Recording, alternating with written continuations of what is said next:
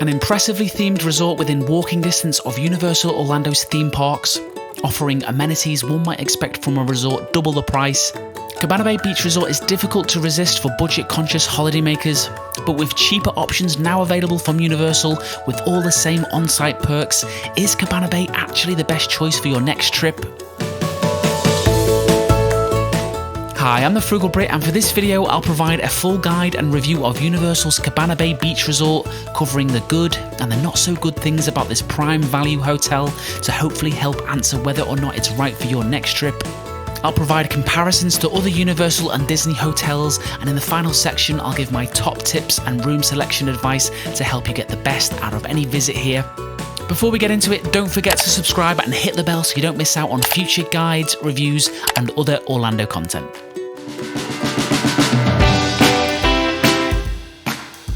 Situated over on the west side of the Universal Orlando complex, Cabana Bay opened to guests back in 2014 with a whopping 1,900 rooms. At the time, it was Universal's fourth on-site resort and first value hotel. Of course, Universal has expanded its resort offerings in the following years, with Cabana Bay now sitting in the prime value resort category above the two Endless Summer resorts. 2017 saw the opening of Universal's Volcano Bay Water Park, which opened next door, massively increasing the resort's popularity. To coincide with this, Universal opened two new towers at Cabana Bay overlooking the water park. In terms of its theming, Cabana Bay has a sort of kitschy, mid-century modern vibe inspired by Florida beach resorts of the 1950s and 60s. This extensive theming starts with its huge neon entrance sign to welcome you. There's also a few vintage vehicles parked out front. The theming continues inside the lobby with period-appropriate architecture and palm trees under a domed glass ceiling. The layout of the resort consists of 7 different buildings, including the 2 towers which house all the guest rooms, with all walkways leading to the central horseshoe-shaped hub which contains the lobby and most of the resort's shared amenities. So this hub creates a separation between the Lazy River Courtyard to the west and the Cabana Courtyard to the east. More on those sections later, but to begin our tour, we'll start over at the lobby entrance. Over on your left as you enter from the porte cochere is Cabana Bay's Universal Studios store with a number of merchandise options from the likes of Harry Potter, Dr. Seuss, Simpsons and Despicable Me. You can also pick up some essentials you may have left back at home. Next to the Universal Studios store in the lobby is the Swizzle Lounge Bar, which serves a variety of made-to-order cocktails and snacks, a fun place to hang after returning late from the parks. To access the other resort amenities, we'll head anti-clockwise around the horseshoe, eventually arriving at the Starbucks. From here, there's a spiral stairway nearby to get to the 3 amenities on the 2nd floor. At the top, you'll arrive at the Galaxy Bowl, which is a bowling alley featuring 10 lanes, which also serves food and drink. To the right past Galaxy Bowl is the Jack LaLanne Physical Fitness Studio, which is complimentary for hotel guests. And to the left of the Galaxy Bowl is the Gamerama Arcade Room, featuring a number of modern video games, as well as several old favourites. To the east of the central hub is the Bayliner Diner Counter Service Restaurant, which is a giant cafeteria serving breakfast, lunch and dinner, with huge TV screens playing segments of real vintage commercials on loop. Guests can choose from a number of different food stations, including a salad bar, a deli, a pizza station which also serves gluten-free bases, which can be delivered straight to your room, International Eats with its popular jerk chicken, a frozen yogurt machine, there's a grill station for your more familiar burgers and hot dogs, etc. You've also got a grab-and-go section, as well as some natural and dietary options with your gluten-free snacks. After ordering your food, you'll take it over to the cashier to pay for your items before heading out into the dining area, where you have Coke freestyle machines for those that purchase the resort's refillable mugs, which also make for great souvenirs. For $20, you can get unlimited refills from the freestyle machines, but you can also get tea, coffee, hot chocolate, and even ices. Even if you don't pay for these mugs, they are useful to grab a quick cup of free ice water. So as mentioned, with the central hub, Cabana Bay is divided by its east and west sections, which have their own pool areas. In this tour, we are going to start on the east with the Cabana Courtyard pool area, featuring an iconic dive tower as its central feature, but parents may be pleased to know that this is just decorative. This pool has a zero entry section. There's a large splash area for the little ones, white sandy beaches. At the centre of the courtyard, you have the water slide that goes through the dive tower. Away from the centre, you'll find a jacuzzi, ping pong tables. Unlike the Lazy River courtyard, you can also rent some cabanas over here. These contain a TV, table and lounge chairs, a refrigerator stocked with water, as well as a personal safe. If you're in need of refreshments in the Cabana courtyard, then you have the Atomic Tonic Bar, serving cocktails, beer, wine, as well as a limited food menu. If we head west past the lobby and next to Bayliner Diner, we'll arrive at the Lazy River courtyard. As with the Cabana courtyard, guests have access to clean towels. You'll find more sandy beaches, giant Connect 4 games, another jacuzzi. But the highlight of this pool area, and maybe even the entire resort, is the relaxing Lazy River winding through the resort's lush landscaping.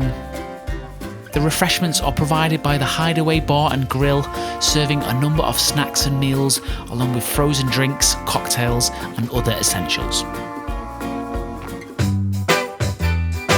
You have quite a few different room options when staying at Cabana Bay. We'll start with the family suites, which I suspect might be the most popular pick. These sleep up to 6 guests and contain a kitchenette area containing mini fridge, Cuisinart coffee pod brewer, microwave, so can save a bit of money by preparing some quick meals. You'll also get a number of plastic bowls, plates and utensils.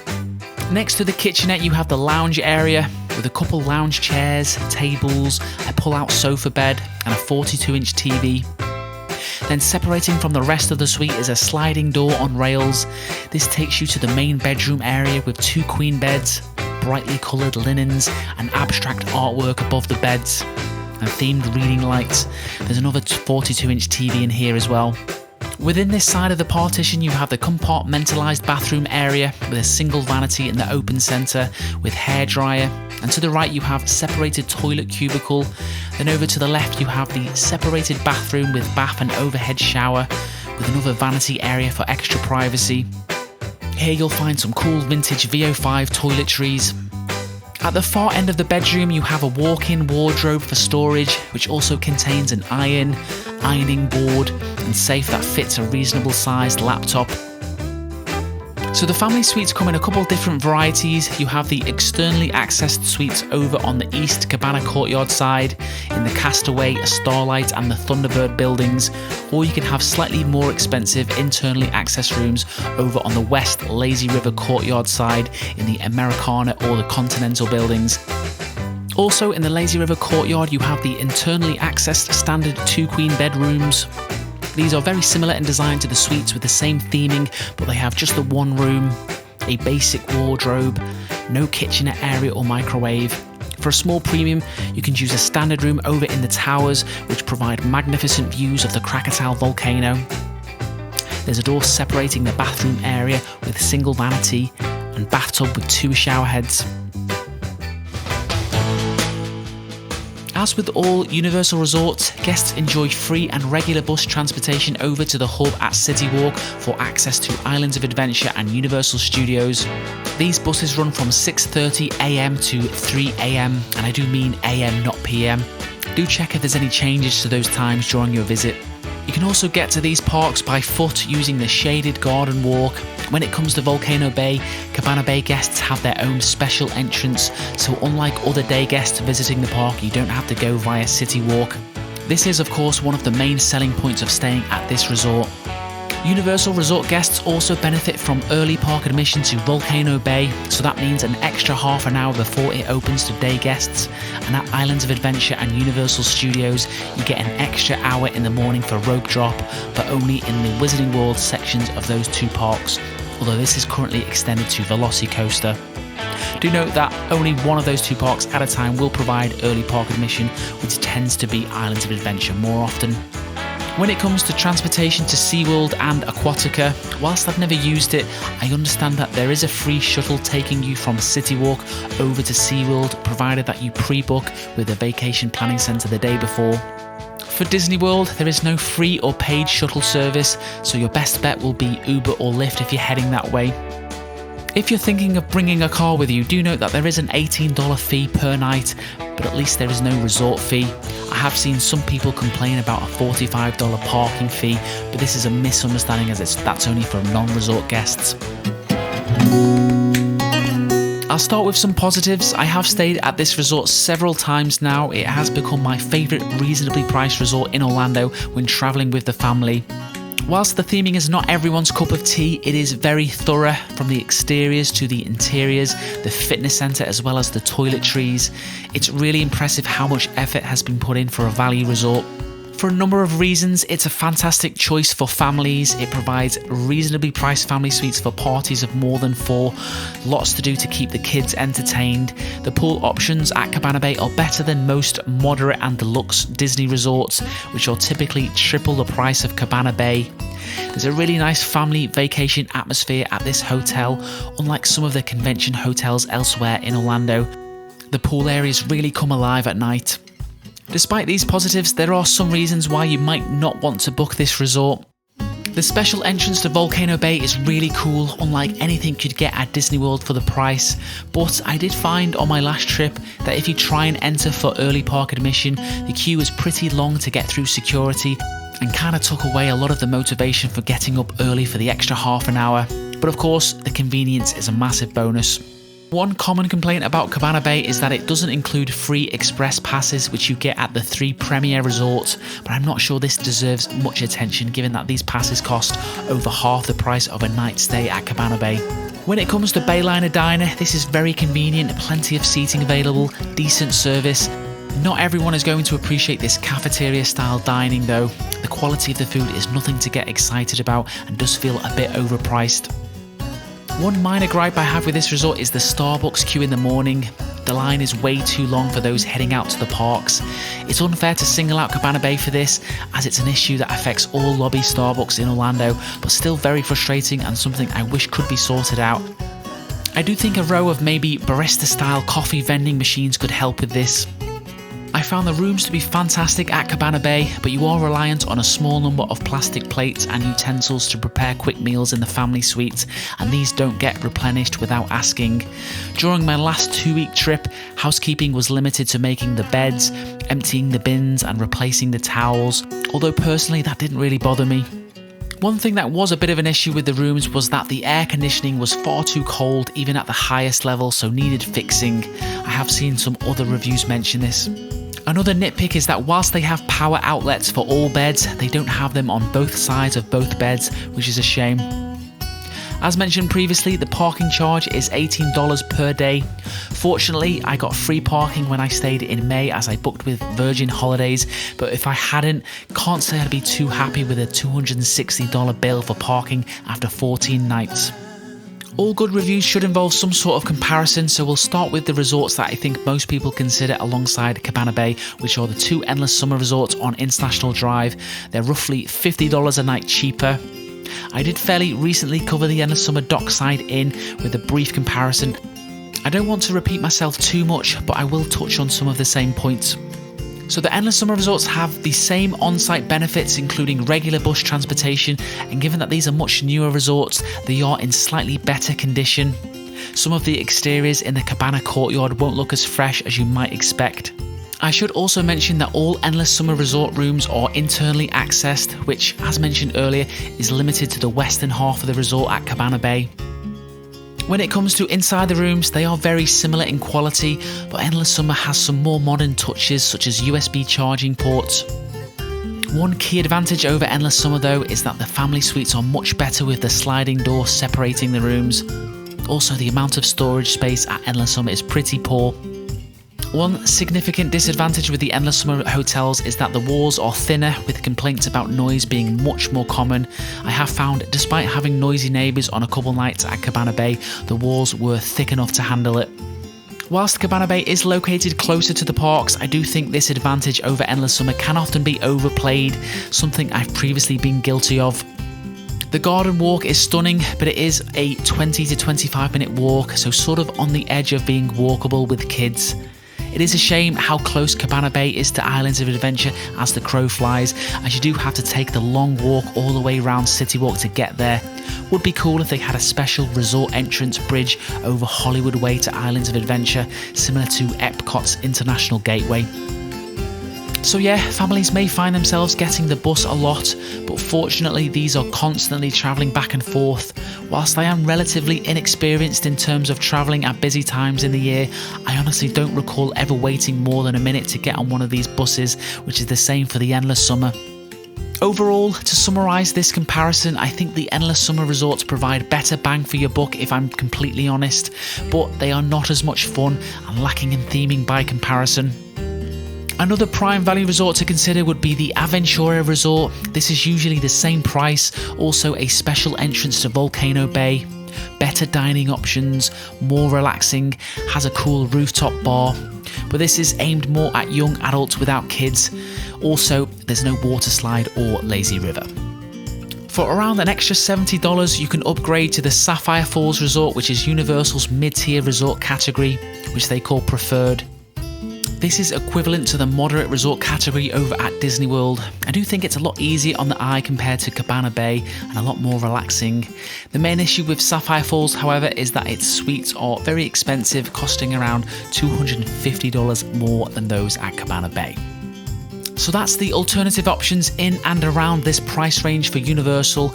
I am planning a full guide to all Universal Orlando Resorts video, so be sure to subscribe for that, as well as the notification bell.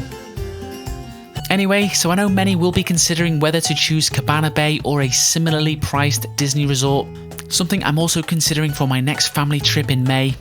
I think Disney Art of Animation is probably the best comparator, given that it also offers family suites, and also because this resort seems sort of parallel to Universal's prime value category. A standard room at Art of Animation is around $70 more expensive per night, but the suites are where the price difference really jumps, which are around $300 more expensive per night. It should be said that there does deserve to be a bit of a Disney premium. They've been more recently renovated, they offer better separation between the rooms, but still, that is a wild price difference. For me, I need a room that can accommodate 5 people comfortably for 2 weeks, and I don't mind admitting that I can't really justify paying the premium to stay on property at Disney World anymore unless it's a night or two. So as far as price is concerned, Cabana Bay obliterates the Disney competition. But in terms of theming, kids are certainly more likely to appreciate the oversized icons at the Disney Value Resorts, but personally not persuaded that this would outweigh the pool areas at Cabana Bay, which are significantly better. You may be wondering whether you can get away with staying at Universal for the entirety of your Orlando trip, including a visit to Walt Disney World. Whilst I usually think it's best to stay where you play, I think you can make a case to do this if you'll be spending a lot of time at Universal as well. This is what I did with the family in May, and something we're most likely to be doing again in May next year. The issue, mainly for those with kids, is not being able to have a rest midday and not benefiting from early theme park entry, but I will say that when staying for 2 weeks, I'm pretty content with a half day at the Disney parks, so we'd often hit Universal in the morning, rest around midday, then head out to Disney in the late afternoon when a lot of guests were heading home. I think if you can get away with not having to pay for a suite, then I would be minded to suggest booking a Disney resort whilst you're visiting Disney World, then booking Cabana Bay for the Universal portion of your trip. I'll start with the tips with room selection. So in terms of choosing where to pick your room, your options are actually quite limited after you've booked your room. It bears repeating that standard rooms are fixed just to the west lazy river side, which is the more relaxing area. Tends to be less kids here. You can choose between the Americana or the Continental buildings for these rooms, or the 2 towers. If you value being close to the amenities, then you'd want to pick the Americana building. The Continental building opposite is further away from things, but is known to be quieter. If you really want to get a great view of Volcano Bay, then pick the Bayside Tower, which is the closest of the 2 towers to pretty much everything. It is worth bearing in mind though that the towers can be noisy due to the horns that play at Volcano Bay to signal the waves, which starts when the park opens. Also, they both involve a longer walk over to the lobby and bus stop. Personally, I don't think it's worth the upgrade to stay in the towers, as someone who has paid for both despite its social media benefits. For your family suites, most of these rooms are located on the Cabana courtyard side. The Starlight building is the furthest away from the garden walk, but it is the quietest, especially if you're facing away from the pool. The Thunderbird building is also pretty quiet, but furthest away from the lobby, so probably my least favourite pick. Castaway is probably the noisiest building of the three on this side, but it is the closest to the bus stops, the vehicle entrance and the garden walk. This is what I'm likely going to request on my next trip. If you prefer internal access family suites, which I understand is most people, then you can pay a little extra for one of these on the other side, but they do sell out, so don't rely on upgrading at check-in. Whichever room type, building or side you choose, I personally always ask to be as high up as possible to cut down on noise outside. So as mentioned, a common source of complaint is the queue for Starbucks. Not a lot you can do to help with this. Some recommend just getting the brewed coffee in Bayliner Diner, but I found it to be quite weak. What I tended to do, whilst the wife and kids were getting ready for the parks, I would head straight over to Starbucks around 6:30ish, where the queue was virtually non-existent. Half an hour after this, it gets super busy. For those looking to prepare meals in your rooms, as mentioned, you can run out of plastic knives and forks, etc. So next time you're in Bayliner Diner, you may want to stock up on these. Most of you will likely be travelling to Volcano Bay during your stay, and when doing so, you'll need to pack a towel with you or pay the $6 fee to rent one. A good tip here is to pick up a towel from one of the pool areas on your way over to Volcano Bay, which you can drop off over there when you're finished. My last tip for Cabana Bay is to use the water taxi from the Sapphire Falls Resort to travel over to City Walk. Now this does involve either a slightly dangerous crossing of Adventure Way or a meandering indirect route via the Garden Walk if you're on the east side, so not ideal. But this way of travelling to the parks is said to be quicker as the security queue at Sapphire Falls is shorter. But to be honest, I don't think there is much of a difference, but it is undeniably a very relaxing way to make that journey, which I would highly recommend doing if you get the chance. That's it for this video. I hope it's answered the question of whether you should book Cabana Bay for your next trip. I think for young families who want all the on-site benefits at a reasonable price, it's a fantastic choice. You could have a great holiday without leaving the hotel grounds. I am looking to book it again very shortly. Thank you for watching. You may want to take a look at my Dockside Inn review. I've also got a few other Universal videos to help with your planning. Lastly, if you're interested in future Orlando content, don't forget to subscribe.